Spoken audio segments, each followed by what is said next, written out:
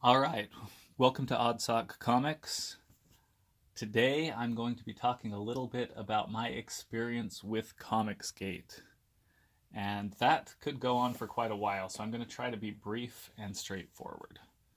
So, the first thing that I feel like I need to say is that ComicsGate is absolutely not a hate movement or anything like that. It is essentially the way that conservatives look at the comic book industry.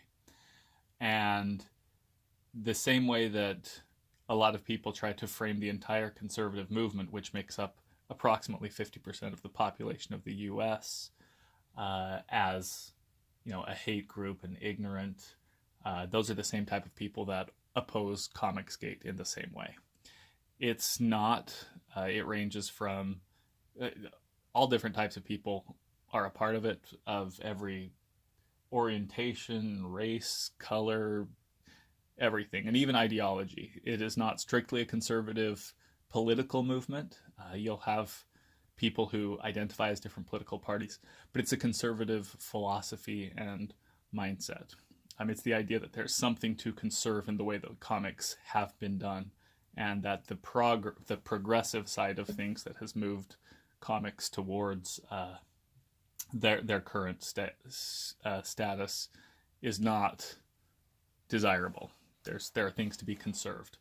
So, with that in mind, as I mentioned in my earlier videos, one of the things that got me into comic books was politics. Not directly. I've always been an observer of culture and politics, and one of the first things that came across uh, my plate as far as comic books go was X-Men Gold #1, and the way that it uh, was offensive, basically. It was the first comic book that I bought. As soon as I bought that, I had watched a couple of videos demonstrating what was going on with it, so I'd opened up YouTube to the idea that I care about what's going on in the comic book industry. And because of my political views, which, by the way, are not straight conservative, they're not libertarian either. I'm pretty darn close to a liberal. May get into that at some point, but this is not the place for that. But because I'm very free speech, open rights to everyone, things like that, especially with free speech, some of the anti-SJW type videos are a big part of what the feed that I get on YouTube. And so the comic book anti-SJW crew started showing up in my feed. And one of the first, and this was right as his channel was starting to get popular, was Diversity in Comics, who is Richard C. Meyer. And I started to listen to him, and I didn't know enough about comic books to know one way or the other, but I'll tell you what I did learn. I learned more about what's going on with comic books today through his channel than I did from the pros on Twitter or anything else. So his channel, Diversity in Comics, actually informed my comic book experience and is a big part of why I started buying comic books beyond my collection of pop culture, politics intersecting. So when he launched his Indiegogo, first for Jawbreakers and then for Iron Sights, I was interested, and I'm going to be give an honest opinion and critique of this book.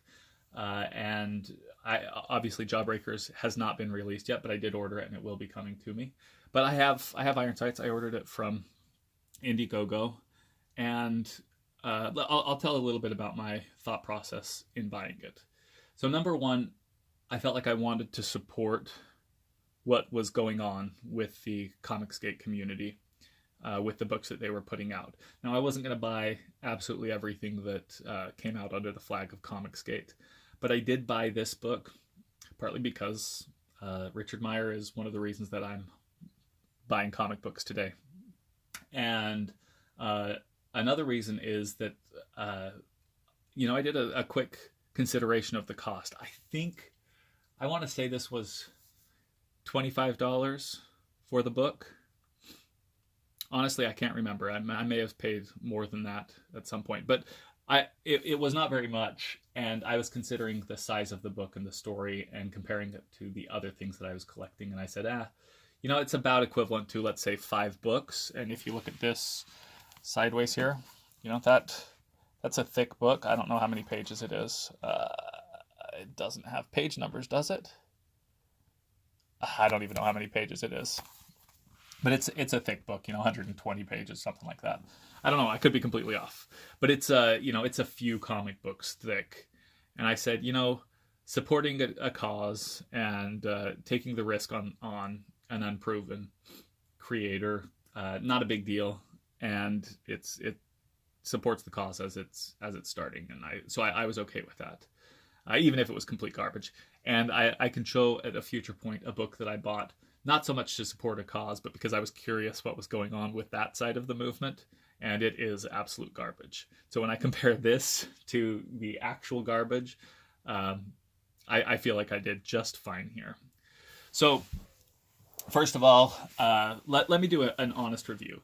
So Iron Sights is not a professional quality book, either from the writing side or from the art side.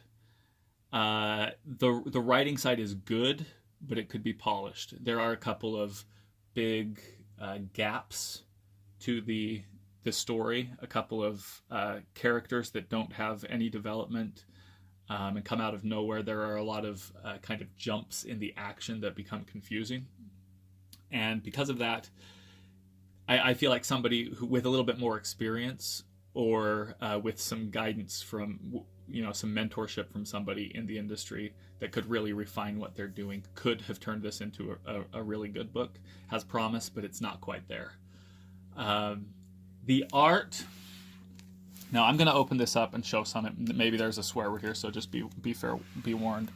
But so just to give a feel for the art. The art is a specific style, and it's not standard comic book style. Obviously, it's black and white, and it's very stylized. Very, I like the characters look like toys. That's the way that it looks to me. And as far as styles go, maybe that's a fun artistic choice.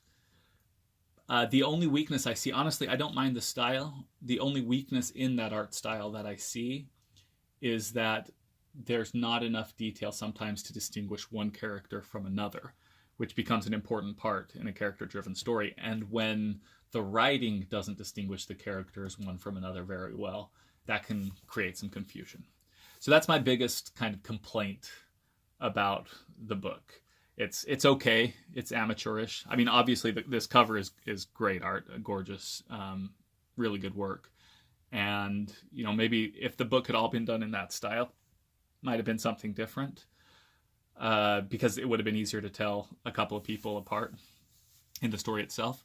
But I don't want to criticize the art itself. It's the combination of the art with the story that doesn't quite work, because the art is a style choice, and I'm okay with that. Okay, so that's my review of the book.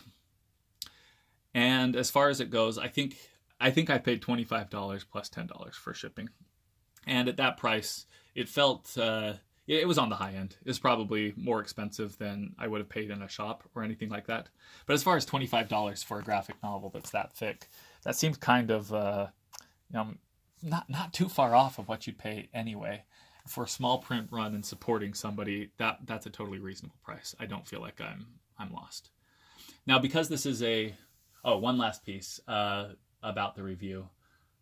The book itself is not my kind of a story. It's a border town, drug cartel, crime, whatever.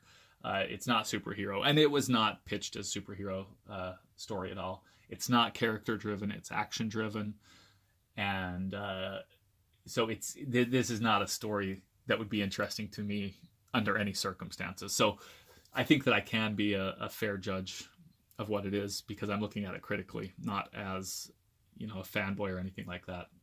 So it's probably not going. It's not going to go anywhere.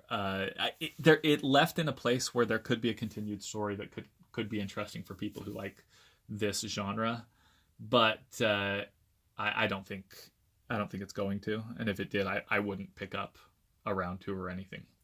No offense to anybody on the creative team. That's just my taste, and I'll put it out there. But I do want to say a little bit more about just comic books and politics, and I'm trying not to get into too much detail here because I don't like to rant, and that's not the purpose of what I'm doing here. But what I do want to say is that being new to comic books, let me just tell you what the experience is of somebody who's new to comic books stepping into a comic book store for the first time in many, many years. So you go into the comic book store. This is in early 2017, and you say, "Okay, who are the comic book characters that I know?" And I said, "Oh, Batman." Grab the Batman book, and I'm like, "Oh, that's cool. That's Batman. Great." Like, "Oh, Superman." So I grabbed an Action Comics because that was the Superman that I saw first, because it was right next to Batman. Okay, I opened that up. Oh, that's Superman. That's great. Cool. And then I go, okay, let's see, what else do I know? Iron Man. So I go grab, because I've watched the Marvel Cinematic Universe shows, the Avengers. So I go grab Iron Man, and I open it up, and it's Riri Williams, who is not anybody that I know from Iron Man. It's like, okay, that's interesting. Hulk. There were 2 Hulk options. Totally Awesome Hulk, and I think it was just called Hulk at the time. Go open those up. One is She-Hulk. That one was Hulk. I'm like, I'm somewhat familiar with She-Hulk. That's not shocking to me, but that one's just called Hulk. And then the Totally Awesome Hulk, and I open that up, and it's Amadeus Cho. That's not Bruce Banner. That's not the guy that's in the movies. So I close that up. Don't know what I'm doing there. So, okay, Spider-Man. Now, this is me going into the shop, not familiar with what's going on with comic books. And there are a number of Spider-Man up on the rack. And I told you I picked the title Batman because it was the simplest title. I didn't know between All-Star Batman and Batman Beyond and Detective Comics and what else was going on. I think that's it. I didn't know which one was which, and so I thought Batman was going to be the simplest title. So that's why I started collecting Batman. I also grabbed Spider-Man, just the simple title, off the wall. Well, guess what the book Spider-Man is? The book Spider-Man is Miles Morales, which is not Peter Parker, the Spider-Man that I knew from the television show growing up and the movies. So now I have since learned that there are plenty of Peter Parker books out there. I was just not familiar with them, and I grabbed Spider-Man off the rack, which is Miles Morales. So then you go to the next book, Thor. Okay, instead of being Thor, Odin's son, or the Thor that we're familiar with from the movies, it's Jane Foster. It's a woman. Okay, great. Let's see, what else did I pick up? Captain America was actually Captain America, except that I think this was at the point of Secret Wars, and he was turning into a Nazi. I mean, it was just book after book that I grabbed was not the characters that I was familiar with. And, you know, I the first time I stepped into the comic book shop, I had not been watching the political videos on comic books. I'd seen maybe 1 or 2, but I was really looking at how to collect comic books at the time. So I'd looked up a couple of videos on what to look for, what makes a comic book collectible, and things like that. So I was learning about, you know, how to find an A cover and a B cover and a second printing, and what comic books were popular right now and things like that. It was only later that I got into the political side of it because I wasn't aware of all of those changes. So the situation that Marvel put themselves in by having the movies about one thing and then all of the comic books about something else really did damage to the experience of a new customer coming in to buy comic books. And that's something that took me a long time to get over. I started buying Batman immediately. I bought Mr. Miracle as soon as it came out because I had heard about I had heard a lot about Jack Kirby as I was researching of, you know, artists to collect and things like that. And they're, what are the best artists in comic book history? And of course, Jack Kirby came up. So I learned a little bit about Mr. Miracle there, and I was excited about that book. I was picking up a couple of books here and there, but they were all DC, because I just could not get into Marvel because none of the characters that I was familiar with were there. It has nothing to do with me not liking those characters. I could talk about one of my favorite new characters is the Silencer, which is a DC comic book. The way that they introduced her is the way that they should have introduced every single new character. The Silencer is a female of color. I don't even know, probably, that, whatever you want to call her. She's a superhero. The way that she fights is with, technology and everything else. So she's not just like I'm going to punch you and hold your neck kind of strong female character. She fights the way that you would expect a woman to do. And she is a unique character that entered the universe and didn't replace somebody that you weren't expecting.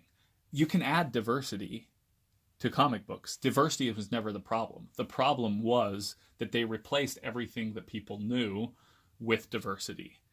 And when you start checking off the list like that, and you're like, one character after another replaced with diversity, you're like, there's something very obvious going on. This isn't creating diversity. This is getting rid of what was once a part of comic books. So it was replacing everybody who was once a part of comic books with something new. And that, turned out to be bothersome to a lot of comic books collectors. And that's where I would say that's where the conservative philosophy, as in conserving the past, steps in. And one of the things that I think you need in order to be healthy is you need a tension between conservatives who want to preserve what exists right now and progressives that want to change it for something better. Both of those are good and important parts of the conversation. Now, you do need to change from where you are. This is where I would say that my personality is more progressive than conservative. You do need to change. We do want something better. But if you don't have that conservative piece to hold back and to question all of the changes as to whether or not they're good, then you just make the changes without thinking. To me, that's what happened to Marvel. They made all of these changes. They completely eliminated the conservative side. There was nobody saying, oh, maybe we shouldn't do this. Or if they were completely outshadowed by the progressive side. There was not a healthy tension between conservatives and progressives within that industry. And because of that, the progressives took over each step along the way. And that tension wasn't there, and they progressed too far. They made some choices that were not good. And it's taken a while for the conservatives to step back in and take control. Now, in the last couple of years, we've seen that the conservatives start to step in and say, okay, we need to pull back a little bit. They didn't get rid of Riri Williams, but they did bring back Tony Stark. They didn't I don't know exactly what's happened with Jane Foster, but they brought back Thor. They brought back Hulk, Bruce Banner. A lot of they're starting to look more like the conservative historic view of the characters. And I think that as they reestablish that piece that's going to come from the movies, or that brings new customers in, and then they develop this new diverse piece on top of that, we're going to have a more healthy comic book industry that can bring new people in because of the movies and because of the advertising that happens outside of comic books, and then helps the industry to grow. At least that's my hope. That's the way that I see the future of comic books developing in a healthy way. And it seems like we're on track to that. Whether that's because of actions that were taken by ComicsGate and the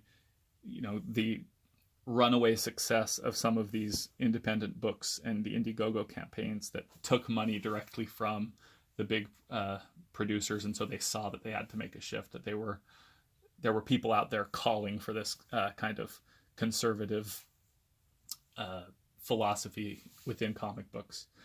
Whether it's because of that or if they just realized it and started to make the changes on their own. Either way, it looks to me like they're moving towards a good place. Not perfect, and it never will be. Go ahead and try new things. I'm happy that they're trying new things. And when they fail, let them fail. And then be done with them. Don't hold on, which is another problem that is happening from time to time. But to me, ComicsGate was a necessary step in that process. I'm glad I supported this book. I'm glad that I've supported ComicsGate across the various stages that it's been through. It's having a little trouble right now. Maybe it's outlived its welcome. A big part of that is because it's not as necessary, because there are better books coming out by the big publishers. So, in the meantime, I'm still going to I reviewed Iron Sights. I've still got a couple other Indiegogo books coming through that I'm pretty excited about. So as they come in, I'll give some reviews of those and talk through what I think what I think is going on, and whether this is how the progress of ComicsGate and the comic book industry is doing. Anyway, thank you for watching, and like I said, like and subscribe, and I will be putting together a contest very shortly for the first 10 subscribers. So if you're in the early boat, you get the best odds of winning something. Like I said, I still don't know what that's going to be. I'm trying to find the right book that's interesting enough that somebody would feel happy that they won it, which is an interesting thing to find. So I'm looking through my collection. I'm looking through a couple of other things that I have a hold of. So we'll see what I'm able to find. But thanks again for watching, and until next time.